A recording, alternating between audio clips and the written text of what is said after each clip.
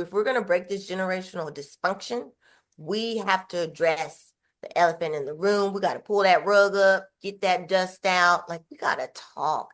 And it's so uncomfortable to talk about these topics because it's a sense of vulnerability, shame, guilt. I don't have the words to express about sexual matters. Like, it's okay. Let's just start somewhere.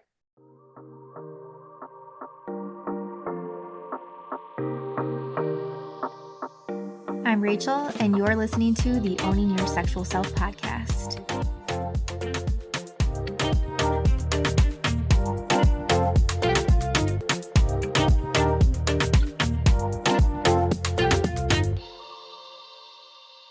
Hello, everyone. Welcome back to another episode of Owning Your Sexual Self. I'm excited to have you here today. Thank you for continuing to listen. We have on another guest today, Kendra King, which I'm excited to have her on the show today. Kendra has specialized in sex and porn addiction, affair recovery, and sex therapy for over 5 years now, and has over 10 years of experience working in mental health and substance abuse field. Kendra is an eclectic therapist who is passionate about her clients becoming healthier versions of themselves and believes that anyone who is willing to put forth the genuine effort to achieve personal growth could transform the narrative of their healing journey. Kendra balances accountability and support while helping her clients navigate their daily struggles, but also encourages them to take back their power to be autonomous rather. And Kendra advocates for the improved quality of therapeutic services from the person-centered approach and feels that her determination to be a change agent on the local/state government level will have a positive impact on legislation in the near future. Ooh, okay. Mic drop for that one. Kendra's in the waiting room, so let's bring her in. We're going to be covering these topics today, so thank you so much for listening. Hope you enjoy. Welcome to the Owning Your Sexual Self podcast, Kendra. Thanks so much for coming on today. You're so welcome. Thank you for having me today. Absolutely. And we get to talk about something that I know a lot of people have questions about, sex and porn addiction, which it sounds like this is a field that you've been working in for quite some time already. Yes, yes. So I've been working in the sex and porn addiction field probably about this is 2025. I would say 6 years. It's going on 6 years. So I started in 2019. I started working at a group private practice, and that's how I got introduced into sex and porn addiction, affair recovery, and sex therapy. So I've been doing that ever since. Got my certification. It's called betrayal trauma, partner betrayal trauma therapist, and partner recovery therapist. Oh. So I have a specialized certification through Dr. Doug Weiss. He's out in Colorado, through the Hope to Hope Counseling Center. And so, yeah, I've just been engaged in this work for a while. Yeah, and you've really put a lot of time into it. What drew you to this niche? So, I am an eclectic therapist, I always pride myself on being different, being able to expose myself to different populations that are underserved.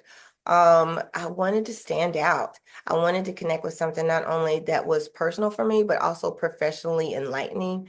I grew so much as an individual, also as a professional, working specifically within this field because it's the foundation comes from attachment-based therapy as well as emotionally focused therapy. So that I just fell in love with because a lot of the times we as individuals aren't taught how to effectively communicate our emotions a lot of the times within our relationships. And specifically with attachment can be tricky, especially with those familiar relationships, those initial relationships as we are starting to grow up, going through childhood, adolescence, and then turning into adults. We kind of experience challenges in those areas, and we just haven't been well informed on how to navigate that or better understand it. Yeah. What are you seeing with your clients? I like the word addiction, I feel like just has this very strong meaning behind it. And myself as a therapist, I struggle with using the word addiction, in terms of sex addiction or porn addiction or things like that, because it does have such a not negative connotation to it. Right. But I also, on the other hand, I feel that addiction is so known, right? Just the word addiction. And so it's very easy when partners are reaching out or people themselves that are, battling this, reach out, and it's like we can very easily name it addiction, label addiction, and then get the work started. But I'm curious for you, are you seeing with people is there a struggle to attach themselves with that word addiction or referring to themselves as addict even? I think there's a big sense of negative connotation around the word addiction, especially associated with sex and porn. Mhm. Um, However, being able to help either the addict or either the partner understand it is unhealthy sexual behaviors. So if we can just focus more so on that, it better helps them open, excuse me, their perspective to being able to kind of learn how to be vulnerable and how they necessarily got into these acting out Mhm. behaviors. So usually it's an unhealthy coping skill. That's really what it is. And it's just kind of snowballed over time and it's turned into something that the partner wasn't aware of. The addict struggled with it for a long time, was introduced to sexual content at an early age, engaged in it through childhood, through adolescence, however the case may be. And it just became like a routine thing. And kind of hid it and normalized it because as society we normalize sexual behavior, especially when it comes to porn. um it's this thing that, oh, every guy watches porn or girls engage in porn and stuff like that. It's not that big a deal. Well, when you're in relationships and your partner doesn't know about it, you haven't been open and honest about you actively engaging in these behaviors, and then they stumble upon all this stuff, Mhm. then it turns into an issue. Mhm. And Yeah. that's where betrayal trauma comes into play. Yeah. Yeah, and do you think so for somebody that might be listening that is thinking like, am I an addict? Is my partner an addict? How how do you know? Like how would somebody assess that? Okay, so for the potential addict, do you find yourself going immediately to it? Say you get stressed out, you trying to relieve yourself, calm yourself down, you start acting out, whether it's engaging in porn, whether it's talking to somebody else outside of your relationship, you're just trying to numb yourself, bring down those feelings with unhealthy activities. And it's happening over a consistent period of time. For the partner being able to identify it is more so, have you caught your significant other engaging in these behaviors? Do y'all have boundaries around porn? Have y'all talked about these things? There's just so many levels. Because I have clients that come, like I said, affair recovery. It could be an emotional affair. It could be it's sexual. It could be just porn. Like there's just so many things. You got social media, so scrolling is a thing too. Seeing images that are sexually arousing, form-fitting, clothing, no clothing, and stuff like that. If you're constantly trying to increase that dopamine, dump your dopamine with these unhealthy things, then it could be a potential issue, and you should seek, you know, a resource in regards to kind of processing through, what's going on. Mhm. Yeah. Yeah, like helping people establish healthier coping mechanisms. And Yeah. I appreciate that you brought that up is like when people are experiencing this, they're feeling that pull, that drive towards something, right? Sex, drugs, alcohol, gambling, like those things. Generally it does, you're exactly right, like stemmed from that attachment base, something in childhood, something in those earlier years that occurred that your internal self really is trying to gain control over. And then when you're engaging in that porn, it's that quick hit, that dopamine, that Yeah.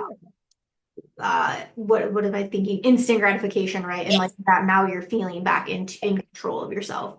Yes, yes. And it does a lot of it's self-soothing, right? Like being able to regulate your emotions, but it's not in the healthiest way. Mhm. And also you talk about the sexual foundation, like how were you raised? How was sex discussed? Was there minimal? Was there, oh, just use protection, birth control? Like how well versed are you about your sexuality, and do you feel comfortable in it, or did you get too much or not enough?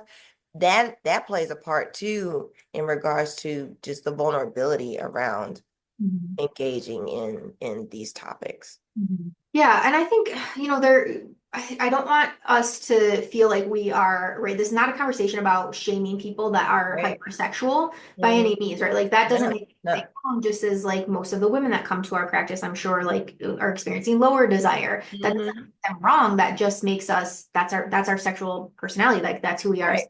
beings. But I think for, yeah, again, somebody listening, if this is creating a problem in your life, Right. and I really like, I had Dr. Joe Court on recently. He practices more so as myself in out of control sexual behavior versus sex addiction. Again, don't love the addiction word.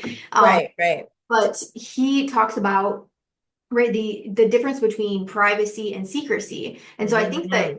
being able to communicate with your partner. And so if I'm my partner and I see, oh, my partner is watching porn, or I'm catching them watching porn, Hmm. um, I think that also varies in relationships. Like me personally, I'd be like, great, watch porn, right? If like that's helping you, that's what you need, like do that. And if it's not affecting your life, do that. Hmm. But I think it's, for couples to be able to have that conversation. And so Yes. if I'm the partner, why is that pushing a button for me? Like what insecurity is that pushing for me? Why am I upset? Am I comparing myself to these people in the porn? Right, do I feel not loved? Do I feel not seen? Do I feel betrayal, as you were saying? Yes. So Yes. it can really go so many different ways, but would Yes. you agree, like for couples, definitely starting with that conversation and trying to just talk about it? Yeah, I think that's when I get couples and we're talking about when sex comes up and I ask how comfortable they are just discussing sex. Their deer in headlight responses, so it's kind of like I just need y'all to just talk about it. Just Mhm. what are your likes, what are your dislikes, what are your gray areas? There, like you said, I'm glad you said it. There is no shaming on hypersexuality, but Mhm. what the issue becomes primary when we first were doing it in secrecy, and then we're not having a conversation about it. There is a lack of open dialogue to where I can understand as a partner and don't internalize it as something that's wrong with me, because I get that too. A Mhm. lot of partners internalize, well, I'm not sexual enough for him. They have, what do you call it? The Madonna complex situation. My partner can engage with me in the things that he likes to watch on porn or he likes sexually. I'm not enough. There's just so many Mhm. just negative self-perceptions when there isn't a conversation had. And I tell my clients all the time, I had this conversation yesterday. As long as you're not sexually hurting yourself or others, we're in an okay space. So, like you referencing and emphasizing again, we are not here to bash hypersexuality. I want you to be sexual to where you feel that your needs are being met, but I don't want you to hurt yourself or anybody else sexually. Mhm. That's where we gotta address some things. Mhm. Yeah. And hurt yourself, meaning not just in the sense of physically, that can Right, be emotionally, psychologically, all. right, right. Yeah. Yeah. Yeah. So, and again, I'm trying to take a naive approach here so that listeners are getting No, yeah. information. Go as slow as you want to. So when I think of like drug and alcohol therapy, right, I think of a 12-step program. Is that the same thing? Is that the same model that you're working with clients under? Okay, so when Mhm. it comes to, because both individuals need to be in therapy, that's number one. You Mhm. both need to be in individual therapy. Both of us need to be in group therapy as well. And that is a challenge. It's a challenge because the addict doesn't want to be around other individuals that have engaged with in behaviors either lesser than or more than, whatever the case may be. They don't want to be associated because there's some shame and guilt there, right? And I don't want to, no, I can do this on my own. That's usually the stance. It's like, no, we're just working on a relationship. I'll agree to just doing individual work. But group therapy is such a benefit because I call it like a secret club because this field is very like hush hush and nobody really wants to talk about it. And when it comes to partners and addicts, they don't want to be around other people. Like it's very like taboo. Mhm. So, but once they're exposed, it's just like, oh my gosh, there are people out here like me going through the same thing. And it creates this sense of support because you can't talk to your family because they're just, they can go left or they can go right. Your friends, same situation. So it's like being able to connect with individuals who have experienced similar things is very important. Also, having an accountability partner specifically for the addict, whether it's a sponsor, whether it's somebody that they trust who whether is in group or not in group, just somebody that they can be held accountable with. And then also working on the coupleship, right? And understanding that this takes time. She's not going to be, she or he will not be over this in 6 months. This is a working progress. As long as y'all stay together, things are going to come up, triggers are going to happen. It's just being able, I use the example of let's quiet that voice back there, that voice of insecurity, that voice of what if they're doing something, or what if she'll never trust me again, or what if she'll blame me for whatever the case may be. Any negative thoughts, any maladaptive thoughts to the process of healing through this, working through this is really something that you want to address.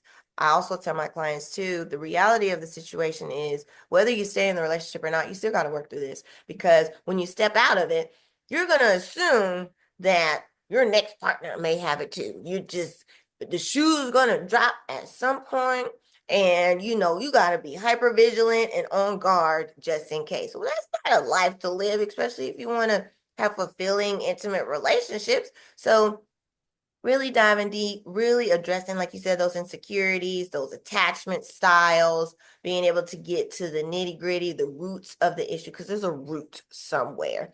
It's not just, oh, I'm just feeling, triggered to do. No, no, there's something within you haven't addressed, and you rather mask it with this. So, being able to connect with those levels of therapy and being consistent and really wanting to do it, because there's a lot that just want to check the boxes. A lot of addicts just want to check the boxes so they can get their partner to be quiet. Partners will be like, oh, he just needs to work on himself. Well, yes, he does, but you also got some work to do too, because what if he starts outgrowing you doing the work and you're still stuck in this space? Well, I know you're doing something, or you're going through his phone and you're tracking, like just all types of stuff. You got to regulate yourself too. If he's changing or if she's changing for the better and you're still stuck in the same place, this ain't gonna work. Mhm. Yeah, I agree. I think it's both people really need to be involved, because then I think that helps to eliminate that shame too of now you're the problem, right? Like you need to go to therapy, you need to do the work. Mhm. So I'm glad, definitely that you brought that up. And also I think the reality is too that there's some people that something like this is going to happen and they don't want to do the work. They're not going to Right. want to put in the effort, and that's okay too. Like honoring that they're just not there yet. And also that might not be the right relationship for you. So that's, more power to you. So, okay, so ours a little bit similar to something similar to a 12-step program. I like the component of group therapy, having somebody as accountability. And then, so are you in your work, do you have them cut off sex completely, cut off masturbation, cut off porn completely? So we established, I make the attempt to not, I give recommendations and suggestions. Mhm. And I process through what are the pros and cons. What do you want to do? Um, Sexual boundaries is very important. I do have a client who did go through a celibacy part of his recovery from his wife. It was agreed upon though. They processed it in couples therapy. They talked about it because I'm his individual therapist. They came to that agreement to where he was going to go into this celibate stint, and then now they're in a place where now we're talking about engaging in sex again. So it's just being able to have this conversation with what do you want? What do you feel comfortable with? How can we work together to be able to accomplish both of you guys' goals, but meet each other individual needs at the same time? And it can be a challenge, but we do have to establish boundaries. Boundaries are so important. And it's unfortunate that we're not taught boundaries early. Yeah, I agree. It's just boundaries. We just let people just do, say, treat, whatever. And it's just like it's way deeper than just sex. Mhm. So, it's just one of those things that we have to shift. We have to shift the direction and how we're showing up in this relationship. And that can be a challenge. Because like you said, I don't want to do this. I don't want to do this. Like, this is too challenging for me. Well, maybe we shouldn't be together because if you're not going to do the work, I'm not going to force you, but I'm not going to stay in this and you continue to treat me like this or you continue to act in this manner. That's not healthy for you. That's not healthy for me. So that ain't healthy for us. So I have to make other choices that may lead us to not being together anymore. Mhm. Yeah. And I think this is also a great time to say, like, where relationships are such a great teacher for ourselves. Right? Your Hmm. partner, who you're in partnership with, is such a great mirror and reflection of, again, those challenges that are stirring up for you. And it is constant work. We know, right? Both therapists, Yeah. relationships are constant work. It's always going to be something. Hmm.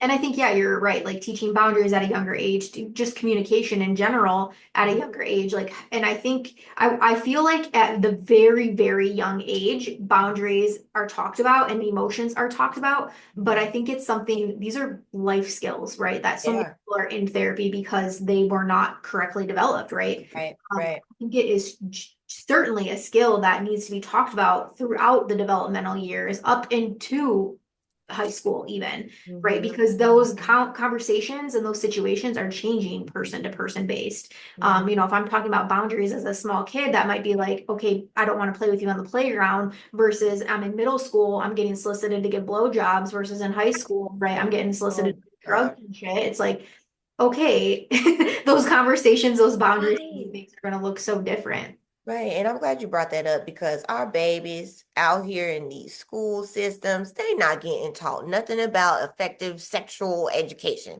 And it's sad because they're being exposed at home.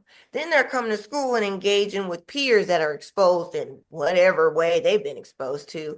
Y'all aren't showing them, y'all are keeping it more about the physiological aspect of things as opposed to helping them understand STDs, when to say no, how do you know that you're being violated? When do you, just an overview. How do your emotions get caught up in this situation? Just the basics. So when they get into high school, there isn't this culture of just putting yourself out there so you can get attention, right? So you can be liked, so you can be validated. Oh, you have sex with this person, or you give a blowjob to this person. Like all this stuff. Like there's all these things that our babies are engaging in just to seek validation, just to feel something. And it starts from home. They're not being seen, they're not being heard, they don't have no voice. Because we know as parents, we try to do as I say, not as I do, or we don't allow them the space to be able to communicate how they feel because then we feel as parents it's a reflection of us and it's just like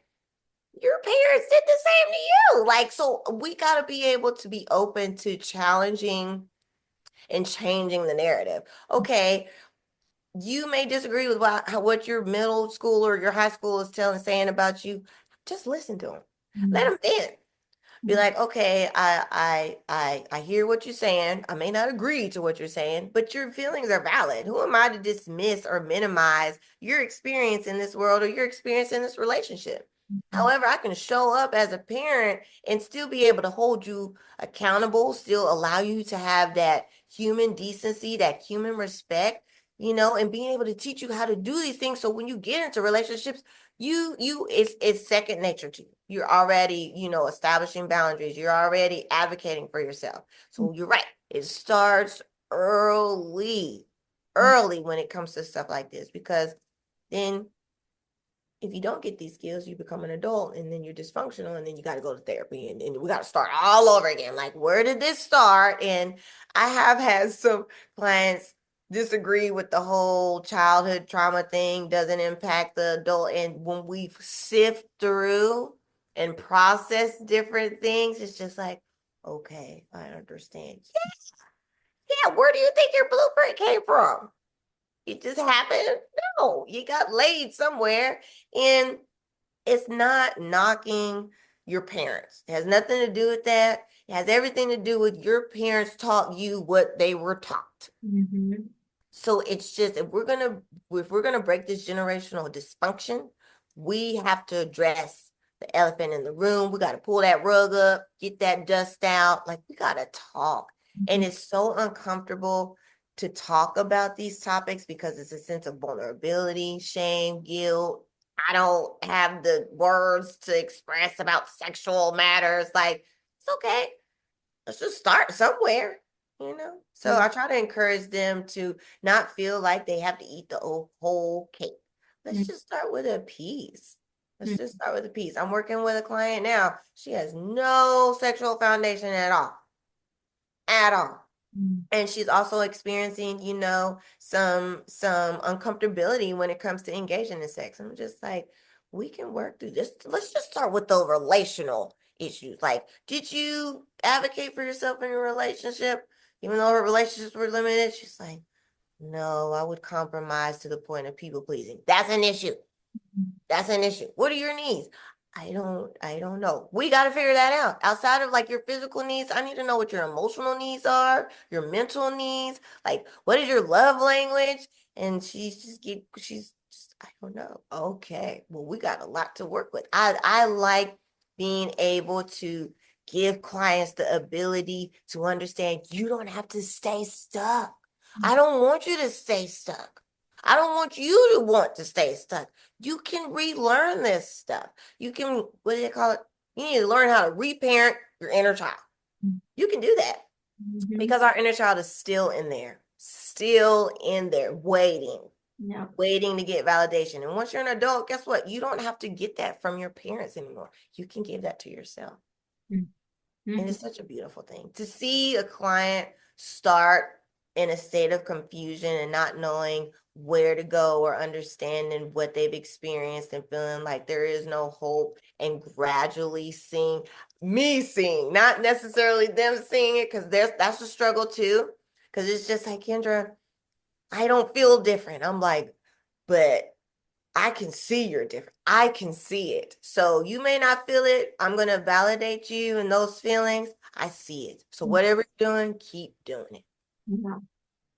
So you've been doing this work for a while, and so I'm curious when clients go through this and when they sort of graduate, let's say, working with you, what does the other side look like for them? The other side is just being able to continue to establish boundaries, continue to give consequences if those boundaries are violated, continuing to focusing on you. You can only control yourself. Mhm. You got to advocate for yourself. You got to communicate your needs. You got to communicate your desires. You also have to listen. You also have to listen because there's grace in there too. There has to be grace in there too because you don't necessarily know or understand what your partner's walk is. Either one, emotionally, sexual, like you don't know. So there is a space for you to engage in a sense of humility. It doesn't mean you just condone their behaviors or anything like that, but you're able to sit in this emotional space with them and make sure they feel seen and heard. Mhm. So it's really just being consistent, not perfect, just consistent. If you don't get it right, that's okay. We're gonna try tomorrow. Yeah. Yeah. Yep. So Yeah. giving yourself grace. Mm-hmm. Yeah, Hmm. and I think it's so important, right, to have compassion, have curiosity, like truly just trying to understand Yeah. yourself, your partner, and I the trend right now is like we listen and we don't judge. That's great. Like I know that's like trending right now on social media, but like yeah, listen and don't judge. Like Yeah. just understand, just validate, not defend, not shut down, not get angry, right? Like you're a lot, of course you're gonna have your emotional experience, but can you rein it in? Can you Can you bring regulate it and in? not feel like Yes. you're taking it out and shaming the other person? Yeah, that's a big thing. You experiencing a trigger from somebody expressing their experience, but you sitting in it and regulating it and still being present for them. That Mhm. is so challenging because it's just like you're just trying to like attack and defend. It's just like, nope, that is not what you're here for. It's not what you're here for. Let this person get it out. You don't know how long they may have been holding this.